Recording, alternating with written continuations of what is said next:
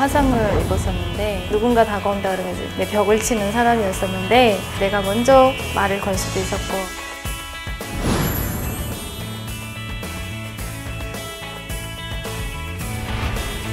성형외과 분야가 마음의 재건, 명예의 재건, 어쨌든 뭐 시간의 재건, 뭔가를 다시 만들어주는.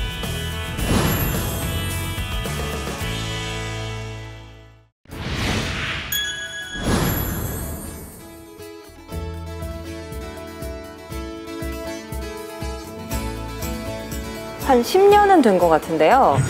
사극에 70대 배우가, 여성 배우가 나왔는데 그 상국머리라고 나왔는데 쌍꺼풀이 갑자기 이만해진 거예요. 그래서 알고 봤더니 그게 그냥 어른들이 예뻐지려고 하는 쌍꺼풀 수술이 아니더라고요. 그게 효도 성형이라고 그래요, 요새. 안검하수 뭐 이런 그쵸. 거던데요. 눈썹이 눈을 찌르고 그래서 아니에요. 눈이 이렇게 내려와가지고 찝어준다는 거. 나이가 들면 이게 점점 얘가 힘이 없어지니까 자꾸 흘러내리니까 그거를 찝어주는데. 보통 본인들이 이제 젊었을 때 본인들은 눈이 컸었는데 내가 시간이 지나니까 지금 이렇게 보니까 눈이 막 처져가지고 눈이 안 떠진다 뭐 이렇게 하시는 분들도 많이 오세요. 그럼 피부를 제거를 통해서요, 상안검 수술을 통해서 많이 도와드리죠.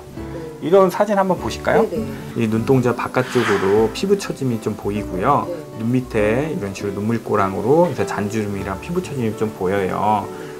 이분 같은 경우는 위에 쌍꺼풀, 눈매교정 통해서 눈 밑에 하안검 통해서 피부 리프팅 통해서 이렇게 애교도 살짝 살려드리고, 그 전반적으로 꺼진 부분 지방이식 통해서 전체 풀페이스 지방이식 통해서 이렇게 생기 있게 이렇게 해드린 거예요.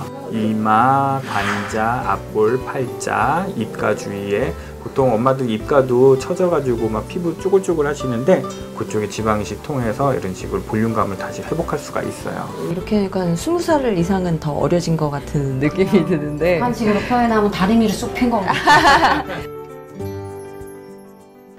어르신들 할 때는 그 쌍꺼풀이나 뭐 성형 수술의 비용이 사실 꽤 들어가잖아요. 근데 이거에 있어서 의료 보험이 또 적용되는 게 있다고 하더라고요. 의료적으로 필요하기 때문에 그래서 의료보험이 되는구나. 이게 미용 성형 예뻐지기 위한 게 아니니까 그렇죠. 의료보험을 적용을 해주는 거군요. 의학적으로 이게 필요한 수술인지 정말 그냥 자기 만족으로 필요한 수술인지에 따라서 그렇게 되면 나라에서 돈을 대주는 한 뭐 수천 달러 되는 수술 비용이 수백 달러 뭐 이렇게 좀 더 줄어들게 되는 거니까 차이가 굉장히 크죠. 보다는 건강보험에서 나가는 거죠. 좋은 세상이네.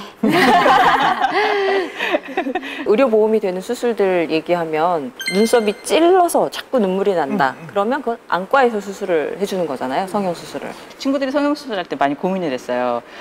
안과에서 성형수술을 해주는데 그렇게 되면 70만 원이래요. 한 700달러 하는 거죠. 근데 똑같은 수술을 성형외과 가면 3배 비싸요. 근데 예쁘게 할 것인가, 성형외과 가서 아니면 안과에서 막 할 것인가. 일단 안과에서는 안과 선생님이 수술해 주니까 미용이랑 상관없거든. 괜히 못 믿었고 그러면 안과에서 하는 수술을. 그래도 많이 자르거든요. 눈썹이 안 찔러야 된다잖아. 이만큼 잘라. 예쁘게 하는 게 아니라 편안하게 하는 수술. 그 차이가 뭐죠? 안과에서 하면은 예쁘게 보험이 적용이 되나? 네, 가격이 엄청 내려가잖아요. 코도 이비인후과에서 하더라고요. 아, 그래요? 네, 코 성형이, 코가 의학적으로 막 삐뚤어졌거나 뭐 깨졌거나 그래서 다시 재건을 하는 거잖아요. 그야말로.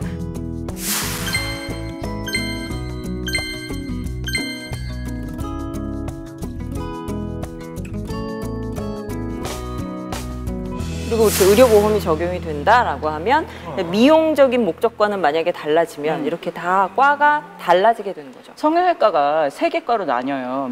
그러니까 우리가 보통 말하는 미용 성형외과가 있고요. 또 2개 악면, 아이고 이름도 어려워. 2개 악악면 외과.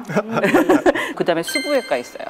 이렇게 있는데 2개 악악면 외과에서 많이 하는 게 우리가 얘기하는 구순 구계열. 네네네. 언청이 수술이라고 하죠. 남한에서 언청이라고 보통 부르는데. 북한에서는 해체라고 해요. 해체? 해체됐다. 여기가 이렇게 나눴다고?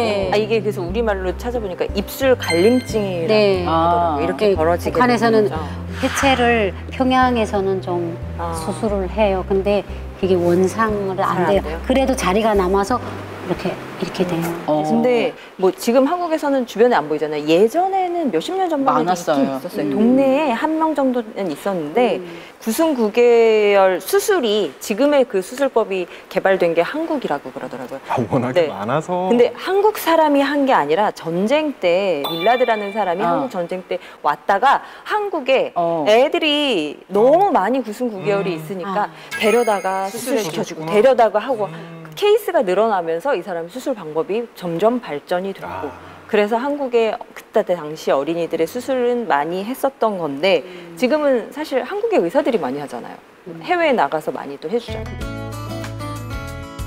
분당서울대병원에서 네. 23년이나 베트남에 가서 의료봉사. 어린이들을 수술해 줬다고 하더라고요. 지금까지 뭐 한 4,000명 가까이 해줬다는 걸 보면 야 우리가 받은 만큼 가서 또 해주는구나 이런 거는 굉장히 뜻깊은 것 같아요.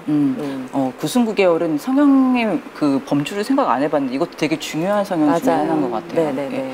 그리고 저는 뭐 이것도 되게 중요한 수술이기도 한데 팔다리 잘린 거. 저는 이거는 예전에는 이제 그 공장이 많았잖아요. 네, 네. 그 공장에서 남한도 제조업이 많았으니까 공장에서 하다가 프레스 기계 이런 데다 팔다리, 손가락 잘려서. 근데 그런 거를 수술한다는 얘기는 들었는데 그게 성형외과라고 생각은 안 했어요. 근데 그것도 성형외과 중에서 수보외과에서 하는 수술이라고 하더라고요. 이거는 미세 성형에 드는데 성형 수술하는 과정 자체가 굉장히 힘들대요. 일단 잘리면 모든 신경을 다 연결해야 되니까요. 혈관을. 그래서 그 한국에서는 그런 말 있었잖아요. 잘리면 그 즉시 빨리 그 잘린 손가락 들고 와야 된다고. 맞아요. 그거 그러게요. 어떻게든 찾아서 빠르게. 그러면 붙여야 된다. 붙인 티가 안 날 정도로 수술을 잘하긴 하더라고요. 어떤 외상에 의해서 절단이 됐을 때 혈관을 이어줌으로써 절단된 손가락에 새로운 피를 공급해 주면서 그 손가락을 살리는 과정을 수지 접합이라 그럽니다. 손가락에 대량의 출혈이 있을 때 우리가 근처에 있는 꺼즈라든지 수건 가지고 압박을 일단 하는 게 중요할 것으로 보이고요. 차가운 물에 꺼즈나 수건을 담가서 그 우리 몸에서 이탈된 절단된 손가락을 감싸서 병원으로 빨리 인도하는 게 중요할 것으로 보입니다. 한도 이제 대체 보면 이제 기계 사고들이 많이 나거든요. 지금 엄마들 50대, 60대 엄마들이 고무손이 엄청 많아요. 고무손 엄마들. 잘려서. 잘려가지고 없으니까 고무손인 거예요. 의술을. 예, 의술을. 이제 의족을 그래 고무손 엄마들이 너무 많은데 그 엄마들 보게 되면 이제 팔이 이렇게 뚝 잘려 나갔기 때문에 기계 안에 손이 감아 들어갔기 때문에 할가 없는 거예요. 그러니까 붙일 것도 없어요. 근데 이렇게 손가락 같은 거 이렇게 툭 잘리면 그 손가락을 집어서 그냥 어찌할 새도 없어요. 그냥 우리가 듣기에는 근데 10초 안에 붙여라. 그게 이제 병원에 가게 되면 그 혈관이 다 죽는다는 거예요. 지방에서 그렇게 되면 병원에 119도 없고 그걸 이렇게 붙일 수 있는 그런 시설이 안 된 거예요. 네. 근데 평양 같은 경우에는 그래도 응급 그런 게 있어요. 북한도 응급 이런 소방차 비슷하게 응급 그런 버스가 구급차 있어요. 같은 게 구급차가 있어요? 있어요. 네. 평양은 있어요. 그리고 십병원, 지방 십병원 같은 데도 응급차가 십병원에 있는데 휘발유가 없어가지고 가동을 못 해요. 네. 근데 평양은 해요. 근데 북한은 진짜 평양 살아야 되겠다. 네, 그래서 평양 사람들은 장사를 못 해도 거기서 이렇게 아이고. 길을 쓰고 안 내려오려고 하죠. 김일성 종합대학안에 평양의대가 있잖아요. 네네. 이 대학교 안에 임상연구소 미세성형외과 연구실이라고 있어요. 이게 한 20년 정도 됐다고 하는데 네. 여기서 수백 건에 달하는 끊어진 팔다리를 이어붙이는 수술을 성공시켰다 이런 내용이 있고요.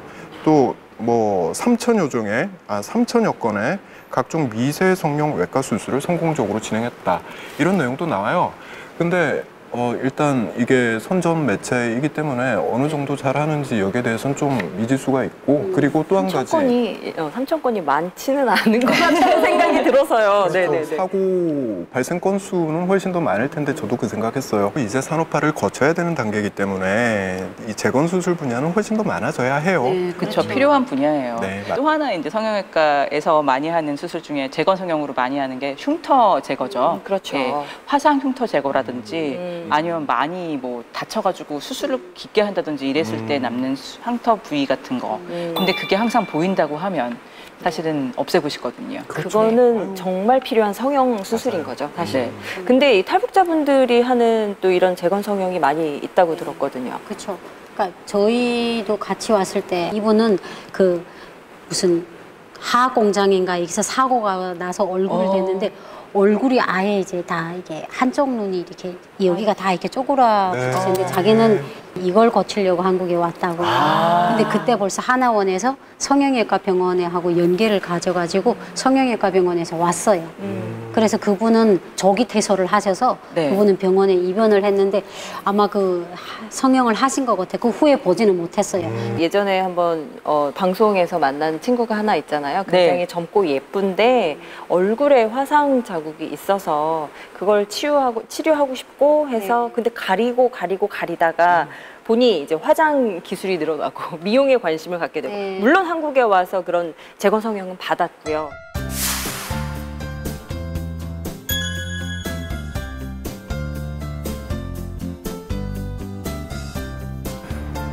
화상 치료를 받으셨다는데 어디를 받으신 거예요?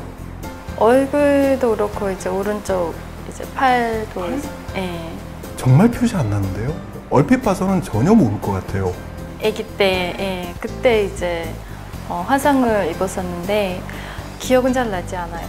성장기를 겪으면서 이제 여자로서의 어떤 그런 아름다움을 추구하게 되는 시기가 오지 않습니까? 그래서 그때 당시에 굉장히 이제 많이 충격을 받았었죠. 굉장히 이제 좀 머리를 들고 다니는 그 자체, 사람을 만나는 그 자체에 되게 이제 부끄러움을 많이 타고 이제 머리를 짧게 못 잘랐고요. 넘어오면서 저희 그 어머니가 이제 약속을 하셨죠, 부모님이. 한국을 가면은 1년 안에 이제 수술을 시켜주겠다. 그렇게 약속을 하셨어요. 근데 이제 진료비에 대한 얘기를 듣고 이제 굉장히 좌절했었죠. 너무 비싸서? 네, 너무 비쌌었죠. 저희한테는 그 1,000만 원, 몇천만 원이라는 돈이 굉장히 컸었고 그때는 많이 좌절했던 시기가 있었죠. 밝은 얼굴 찾아주기 프로젝트가 있었어요. 저희가 이제 찾아갔죠. 근데 솔직히 처음부터는 되진 않았어요. 아직 어린 친구고 이제 사회에 나가야 되는 친구다 이런 얘기를 이제 하다 보니 이제 사회사업실에서 그러면 우리가 이제 별개로 한번 저희가 지원을 하는 방법을 한번 생각을 해보겠습니다. 해서 이제 참여를 하게 됐죠. 그러면 수술을 하고 나서 나 이렇게 달라졌어. 제일 첫 번째로 꼽자면 뭐예요? 누군가 다가온다 그러면 이제 내 벽을 치는 사람이었었는데 이제 누군가한테 이제 웃으면서 이제 말을 할 수 있었고 내가 먼저 말을 걸 수도 있었고 그게 어느 정도 이제 점차 업그레이드 되면서 또 제 직업과 너무나도 잘 맞물려서 이제 지금은 고객을 만났을 때 정말 오히려 손님들한테 배려를 할 수 있는 이제 마인드가 생겼고 말 한마디라도 더 할 수 있는 그런 직업적인 뭐 특별한 이유도 있겠지만 그런 사람인 것 같아요.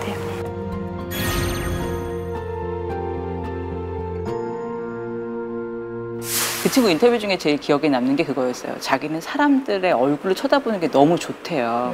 비는 시간이 있으면 밖에 나가서 그냥 지나가는 사람들을 본다는 거예요. 그래서 그 사람들의 얼굴을 하나하나 다 본다고 그러면서 그 사람의 표정이 어둡거나 얼굴이 어두운 사람이 있으면 내가 뭐 가진 기술로 밝게 만들어주고 싶다라는 얘기를 하더라고요.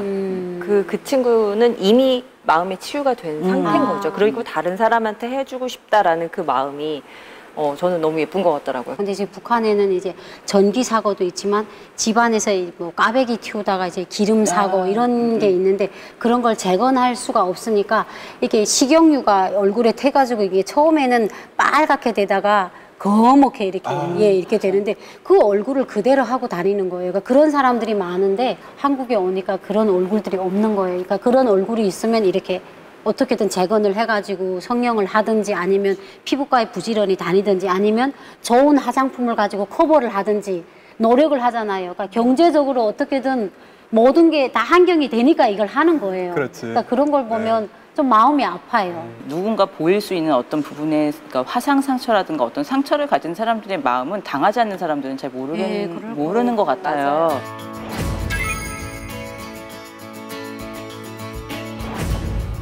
사회 공헌 사업의 일환으로 탈북자들이 우리나라에 왔을 때 어려움을 많이 겪고 본인 외모 때문에 고통을 받는 분들이 많아서 용산경찰서와 같이 이분들이 우리나라 사회에 보다 더 정착을 잘 할 수 있게끔 그런 사업을 같이 계획을 하게 돼서 시작을 하게 됐습니다. 저희가 2014년 7월에 용산경찰서와 MOU를 체결한 이후로 유방 재건, 안면부 화상에 의한 흉터 성형, 그리고 대표적인 문신 제거, 이 시술을 약 한 30명 정도에게 시술을 하였습니다.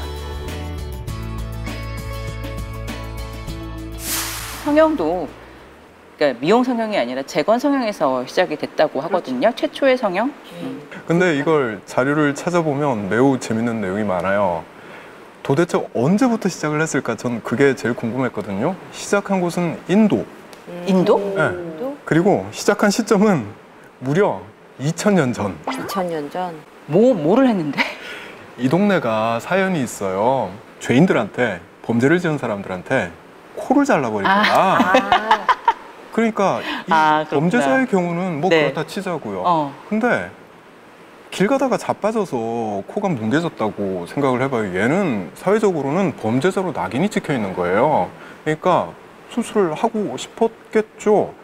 근데 이게 2000년 전이다 보니까 이게 사파가 있어요. 코가 뭉개져 있으니까 이 코를 대체할 피부를 이식을 해야 되잖아요. 그 이식할 부위를 이마를 선택을 해요. 코 모양으로 이마를 역삼각형으로 잘라서 이거를 갖다 붙이는 거야. 네? 그게? 되나 봐요.